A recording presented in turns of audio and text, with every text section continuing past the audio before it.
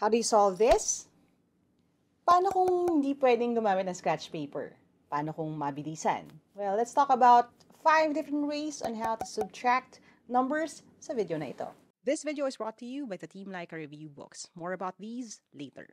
Hi there and welcome to Team Leica, where we try to help you prepare better for your next exam. And since may mga exams na bawal gumamit ng calculator, at para na rin sa regular life, these are some ways to subtract numbers na maraming digits nang hopefully mas mabilis para sa inyo. This is part of our series ng multiple ways to solve one problem. We covered addition before, multiplication, at marami pang iba. Pero this time, let's talk about something na napapahinto talaga ang marami. Subtraction. Let's jump right in. Quick review lang muna sa equation construction. If you haven't seen that video yet, ililink ko na lang din. When it comes to turning questions into equations you can solve, kailangan tandaan natin na pag sinabing what is 128 less than 854, mali if ang isusulat mo ay 128 minus 854. At kung isosolve mo yan, hindi lang mas mahirap dahil negative ang lalabas na sagot, pero mali rin. When you are subtracting numbers, kailangan mong pagpalitin ang pwesto nila. This is actually 854 minus 128, or sinusulat din natin minsan as 854 minus 128. So, paano na siya isolve? Ang unang way is to solve it from right to left, yung traditional method kumbaga. Kung saan kapag mas malaki yung number na nasa itaas, madali naman ang buhay, pero kung mas malaki yung number na nasa ilalim, magbo-borrow ka na or magre-regroup. I-review muna natin ito. We're going to start with 4 minus 8. At dahil ang 4 ay mas maliit kaysa sa 8, we're going to borrow from 5 right here. Or i-regroup natin siya o isa-split. Manghihiram tayo ng 10 sa kanya, which makes this 14. Dahil 14 minus 8 na, pwede na tayong sumagot. 14 minus 8 is 6. Pero wag mong kakalimutan na itong 5 na ito, na nasa tens digit, ay magiging 4 na lamang. Importante yan kasi once we move from right to left, dito na tayo sa tens digit, this will be 4 minus 2 na lang, or 2. Kung hindi mo kasi yan mapapalitan, baka manatili siyang 5, at kung sagot mo ay 3, mali na agad yung sagot mo. After that, dahil hindi naman natin kinailangan mag-borrow, you have 8 minus 1, which is just 7. 726.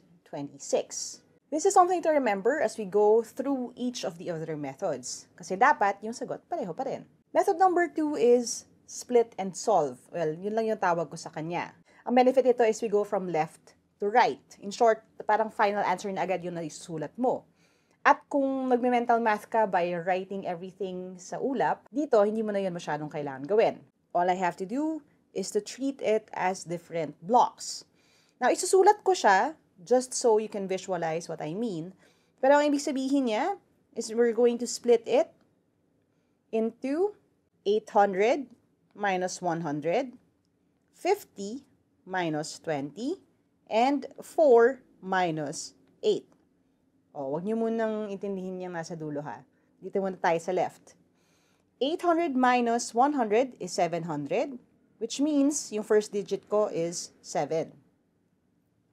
50 minus 20 is 30. Ibig sabihin, conditional na ang aking second digit ay 3. Dito sa 4 minus 8, dito na medyo tricky. Kasi, mas malaki yung 8 kaysa sa 4. Now, you can go about it using two methods. Pwede mong ibaba na lang yung 4 at ibawas dito yung 8, which will give you 26, na ikakabit mo naman dito sa 7 na ito, kaya ang final answer natin ay 726. Or, if you are comfortable with your integers, you can go 4 minus 8. This is going to give us negative 4. And all I have to do is to take that from the 30 right here, and I will get 26. Na ikakabit ko rin doon sa 7 na yan, giving me 726. Wait lang ha. Kung medyo naguluhan kayo doon o hindi nyo kayang i-wrap yung head nyo around this process right here, that's why we have 3 more ways na i-discuss. But again, ang principle ng left to right na split and solve is you split it doon sa mga places niya. and then you solve it, left to right. At ang pinakamahalaga, pareho pa rin naman ang sagot. This is a great opportunity for me to introduce the Team Laika review books. And yes, books siya. Kasi we have the practice test booklets. Booklets kasi ang katumbas niya ay 4 na booklets or 4 na sets ng aptitude tests. Each set already has math, language, analytical reasoning, and general information questions. Of course, the answer key, answer sheets so you can practice shading, at more than that, an exclusive QR code that you can scan para makita ninyo kung paano ko sinusolve ang mga problems na ito. It includes discussions on some super secret techniques that I use para siguraduhin makatipid ng oras sa exam at syempre, makapasa. You also have the workbook number 1, hindi siya multiple choice questions pero it's designed to practice your skills para naman ready ka sa fundamentals mo. Skills, techniques, and it's best to use them together. If you're interested, go ahead and message us sa m.me/teamlaika to figure out how we can get these to you. Sa mga bumili na at bibili pa, maraming salamat sa inyo. Thank you for helping me help more people by buying these kasi these help us fund what we do here sa channel na to. Kung hindi dahil sa inyo, it'll be harder for me to make all these free content. So, thank you sa inyong lahat. And now, back to the video. Method 3 is topping up. Para siyang nagsusukli ka. Bawat layer na pag-uusapan, itatanungin mo kung ano yung kailangan mong gawin to get to yung target number natin. So, for example, if you have 128, instead of taking it from 854, the way we word it is like this. Kung meron kang 128, anong kailangan mo idagdag dito para maging 854? Again, ang hinahanap mo is ano ang kailangan kong idagdag para maging 854 siya. So, iba-iba na tayo ng diskarte dyan. Pwede mo simulan agad sa hundreds. Anong kailangan kong gawin sa 128 para maging 854? Dadagdagan ko siya ng 700. Now, dun sa 700 na yan, yung 128 ay magiging 828 na. So, ilan na lang yung kulang para maging 854 siya? Now, of course, this is where it gets tricky kasi yung 828 para maging 854, hindi siya ganun kaswabe isipin. Pero, what you could do is to just add 2 para maging 830 na siya. Pag 0 na ang dulo, madali na. So, 830 para maging 854, kailangan ko siya dagdagan ng 24. At mamimit ko na yung target ko na 854. Now, this is the fun part. All I have to do is to add these together. It's going to give me 726. Pareho pa rin doon sa sagot kanina. Kaya ako siya tinatawag na topping up is kasi parang kailangan mong punuin yung nawawala para maging madali mo siyang ma-solve. Ano kailangan ko idagdag sa 28 para maging 30? Sa 30 para maging 54? At sa 154 para maging 854. And then I'll just put all of those together. Nasasabihin ko na rin na this may take a little bit of practice for you to get comfortable with. And that's why we have free worksheets naman sa ating website. Method number 4 is zero end. Ibig sabihin nun, ang target mo ay maging 0 yung nasa dulo nung number na nasa ilalim or nung binabawas natin. Kasi once 0 na siya, everything becomes easy. How do we do that? Looking at 128, ang last digit niya ay 8. At para mawala siya at maging 0, ang kailangan kong gawin ay bawasan ito ng 8. Or, dagdagan ko siya ng 2. Either of those could work. Basta ang kailangan mo tandaan ay kung anong ginawa mo sa kanya sa ilalim, gagawin mo rin sa nasa ibabaw. So, ibig sabihin nun, I can subtract 8 from here too and turn 854 into 846. Tapos, ibabawas ko sa kanya yung 120. Noticeable na napakadali na to isolve. This is just going to give you 726, the same answer kanina. Or again, kung gusto kong idagdag yung 2 dito sa 128 para maging 130 na siya, pwede kong dagdagan din ng 2 yung 854 to make it 856, tsaka ko siya ibawas dito. At kung makikita nyo again, pareho rin ang magiging sagot. Madali na isolve from left to right dahil wala nang kailangan i-borrow. This works for numbers na yung ones digit ang kailangan baguhin. And this also works for numbers na yung tens digit ang kailangan baguhin. And now that you know na pwede mong gawin ito, yung dagdagan o bawasan yung numbers basta pareho yung idadagdag at ipabawas mo sa kanya, I can introduce yung last method. I call this Magic 9 method. I already talked about it in an older video where I covered paano kapag nag-subtract ka sa millions or billions. And if you haven't seen that yet, ililink ko na lang din dito sa video na ito. But, kung kanina, ang goal mo is to have a zero ending number doon sa ilalim, sa Magic 9, ang goal mo is to have 9 sa dulo noong mga numbers na nasa itaas. Ano ibig sabihin ko dito? It usually works with numbers na may zeros or malapit na sa zero. For example, 804. Kung gusto ko gawing puro 9 yung nasa dulo niya, all I have to do is to take 5 from here. Kasi ang 804 minus 5 is going to give you 799. Dahil puro malalaki na yung mga numbers or digits dito sa number na ito, mas madali ko lang ibawas ang kahit ano sa kanya. Now, reminder lang na kung anong ginawa ko sa itaas, kailangan ko rin gawin sa ibaba. So, yung 128 ay magiging 123. Kung ibabawas ko siya, ang sagot, 676. Now, isolve natin from left to right to check kung tama yung sagot natin. So, we go left to right. 4 minus 8, hindi pwede. So, we're going to have to borrow from here to turn this into 14. Pero, pag nagbo-borrow na tayo from a number na 0, di ba, hihiram din tayo sa katabi niya, turning this into 7, and turning this into 9. Now that we have that, we have 14 minus 8, which is 6, 9 minus 2, which is 7, and 7 minus 1, which is going to give us 6.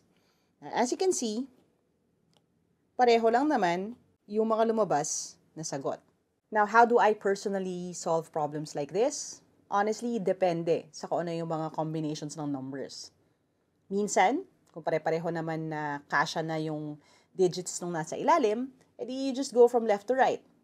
Kung malapit siya sa 99, edi I go with Magic 9. At kung malapit naman yung number sa ilalim, sa 0, edi I go with the 0 end.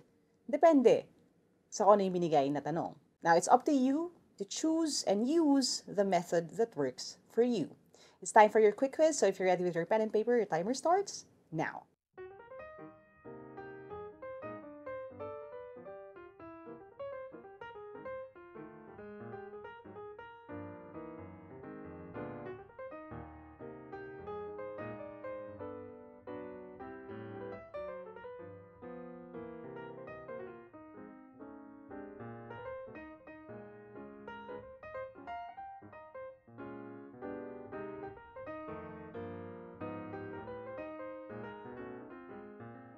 Alright, let's see how you did. Now, ang gagawin ko dito is to try to solve it with as little space as possible. Kasi pagdating sa exam, lalo na kung walang scratch paper, you may need to be creative about this. You have 405 minus 293. Preferred method ko, dahil malapit siya sa 99, is to just take 6 from both of them. Minus 6 ito, this is going to give me 399. Minus 6 ito, this is going to give me 287. Pag binawas ko na ngayon siya, this is going to give me 112 or 112. Next problem, 964 minus 137. Parang madali na lang kung gagawin ko tong 140. So, dadagdagan ko siya ng 3, which means dadagdagan ko rin ng 3 ito. This is going to give me 967. Ayan, kasya na lahat ng nasa ilalim, so I can go left to right. Sagot? 827. 827. Next, 676 minus 128. Malapit din siya sa zero end number. So, I can just add 2 here, add 2 here. This will be 130. This is going to be 678. Pag binawas ko siya, left to right na lang, 548. Next, 791 minus 369. Para maiba naman, let's try going left to right. 700 minus 300 is 400. 90 minus 60 is 30. 1 minus 9, it doesn't work, so I can go 431 minus 9. Ay, 431 minus 9. Titignan ko na lang yung 31 minus 9. So that is 22. 422. Again, saving me time from writing the entire equation. At itatapat-tapat sila, tapos isosolve ko using the algorithm. O dito naman, 2,029 minus 585. I notice may zero sa gitna doon. So, to make things easier, I'll go with magic 9. Now, I noticed may zero dito, which gives me a clue na mas madali kung ita-target kong method yung magic 9. At para magawa ko yun, babawasan ko both sides ng 30. Kasi, pag binawas ko yung 30 sa 2,029, that is just going to give me 1,999. This will be 555. After yan, madali na lahat. 1,444.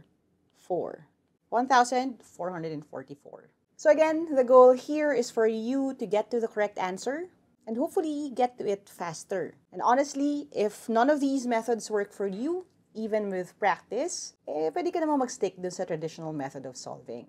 I'm just hoping that this opens up many possibilities para sa inyo kasi again, pagdating sa math, there may be multiple ways to get to the answer.